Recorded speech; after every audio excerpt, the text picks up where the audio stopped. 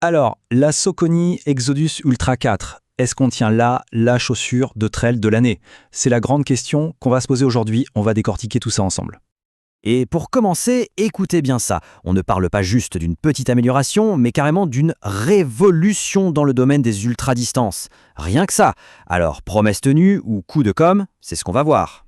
Bon, voilà notre plan de match. D'abord, on va parler du défi de l'ultra-distance. Ensuite, on verra la réponse apportée par Saucony. Puis, on plonge dans l'anatomie de la chaussure, on analyse ses performances sur le terrain, on regarde aussi ses limites et on termine bien sûr avec le verdict final. Allez, on entre dans le vif du sujet. L'ultra-distance, c'est vraiment un monde à part. On parle de 50, 100 km, voire plus.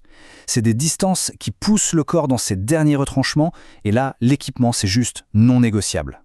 Et face à ce défi immense, Saucony arrive avec une proposition super ambitieuse. La Exodus Ultra 4, ce n'est pas qu'une simple mise à jour. Non, elle a été entièrement repensée pour le très long cours. En gros, sa conception repose sur 3 piliers. 1. Une super mousse pour avoir de l'énergie en continu. 2. Un grip légendaire pour une confiance totale. Et 3. Une stabilité de SUV tout-terrain. J'aime bien l'image, c'est assez parlant. Ok, maintenant, on va passer la chaussure au scanner. Comment est-ce que ces 3 piliers prennent vie concrètement? On va plonger au cœur de la technologie, là où tout se joue.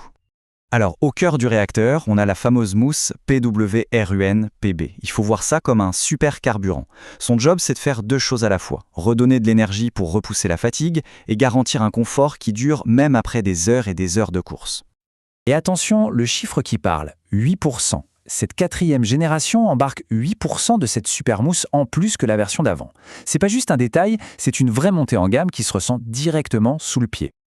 L'autre grosse nouveauté, c'est le partenaire. Pour la toute première fois, Saucony s'associe avec Vibram, le nom de référence mondiale pour le grip. Le résultat? Cette semelle méga grip avec des crampons de 4 mm conçus pour une accroche de folie. Et pour envelopper le tout, on a une tige en mèche ripstop renforcée. Ça, en gros, c'est fait pour être ultra durable, pour résister aux branches, aux caillots et pour bien protéger le pied des débris. Indispensable quand le sentier devient technique. Bon, sur le papier, c'est impressionnant, on est d'accord. Mais la vraie question, c'est, une fois sur les sentiers, ça donne quoi? C'est le moment de voir si la promesse est tenue dans le monde réel. Premier point, et pas des moindres, l'adhérence. Et là, la semelle Vibram fait le job, et elle le fait bien.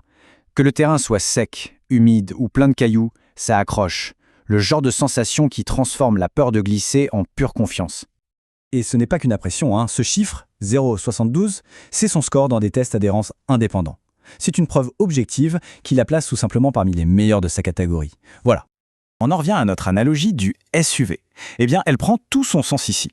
La plateforme de la chaussure est super large, ce qui crée une base d'une stabilité remarquable, même quand le terrain est complètement défoncé. Et cette stabilité, on peut la mesurer. Regardez, 116,7 mm à l'avant, 97,3 au talon.